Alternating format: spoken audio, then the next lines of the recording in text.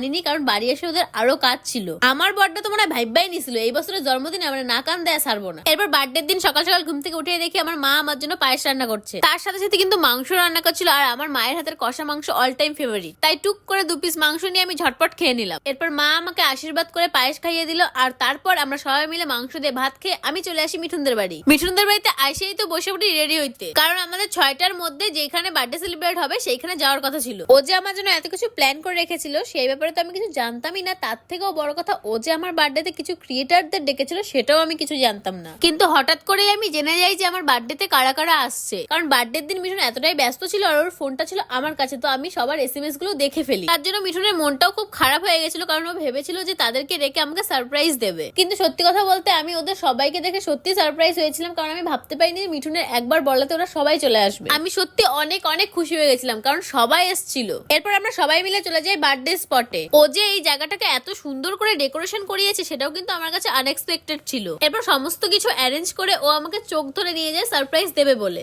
তারপরে আর কি, একটার পর একটা তো সারপ্রাইজ দিতেই আসে। আর এই যে এই বুকেগুলো যে দেখছো এগুলো কিন্তু ও নিজের হাতে বানিয়েছে। সবাই তো শুধুমাত্র ছেলেদেরকেই সারপ্রাইজ পেতে দেখেছো, কিন্তু আমার ক্ষেত্রে এটা টোটালি উল্টো, কারণ আমার ভালোবাসার মানুষটা অল টাইম আমাকে সারপ্রাইজ দেয়। শুধুমাত্র আমার জন্য রাতের পর রাত জেগে এমন অনেক কিছুই আমাকে বানিয়ে দিয়েছে। তার নিজের হাতে বানিয়ে দেওয়া এই জিনিসগুলোর কাছে লাখ লাখ টাকার গিফটও তুচ্ছ।